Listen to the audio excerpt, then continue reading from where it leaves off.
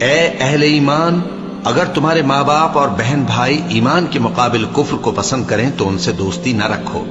اور جو ان سے دوستی رکھیں گے وہ ظالم ہیں۔ کہہ دو کہ اگر تمہارے باپ اور بیٹے اور بھائی اور بیویاں اور خاندان والے اور مال جو تم کماتے ہو اور تجارت جس میں مندی سے ڈرتے ہو اور مکانات جن کو پسند کرتے ہو اللہ اور اس کے رسول سے اور اللہ کی راہ میں جہاد کرنے سے تمہیں زیادہ عزیز ہوں تو ٹھہرے رہو یہاں تک کہ اللہ اپنا حکم یعنی عذاب بھیجے، اور اللہ نافرمان لوگوں کو ہدایت نہیں دیا کرتا۔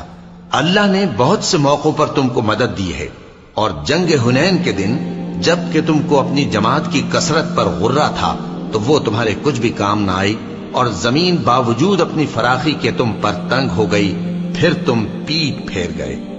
پھر اللہ نے اپنے پیغمبر پر اور مومنوں پر اپنی طرف سے تسکین نازل فرمائی، اور تمہاری مدد کو فرشتوں کے لشکر جو تمہیں نظر نہیں آتے تھے آسمان سے اتارے، اور کافروں کو عذاب دیا، اور کفر کرنے والوں کی یہی سزا ہے۔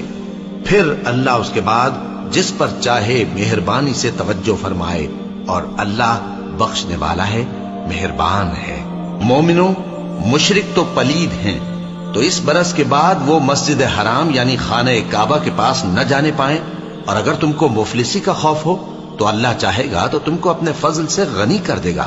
بے شک اللہ سب کچھ جانتا ہے، حکمت والا ہے۔ جو لوگ اہل کتاب میں سے اللہ پر ایمان نہیں لاتے اور نہ روز آخر پر یقین رکھتے ہیں اور نہ ان چیزوں کو حرام سمجھتے ہیں جو اللہ اور اس کے رسول نے حرام کیے ہیں، اور نہ دین حق کو قبول کرتے ہیں، ان سے جنگ کرو یہاں تک کہ ذلیل ہو کر اپنے ہاتھ سے جزیہ دینے لگیں۔ اور یہود کہتے ہیں کہ عزیر اللہ کے بیٹے ہیں، اور عیسائی کہتے ہیں کہ مسیح اللہ کے بیٹے ہیں۔ یہ ان کے منہ کی باتیں ہیں، پہلے کافر بھی اسی طرح کی باتیں کہا کرتے تھے، یہ بھی انہی کی ریس کرنے لگے ہیں۔ اللہ ان کو ہلاک کرے، یہ کہاں بہہ کے پھرتے ہیں۔ انہوں نے اپنے علماء اور مشائخ اور مسیح ابن مریم کو اللہ کے سوا معبود بنا لیا، حالانکہ ان کو یہ حکم دیا گیا تھا کہ معبود واحد کے سوا کسی کی عبادت نہ کریں،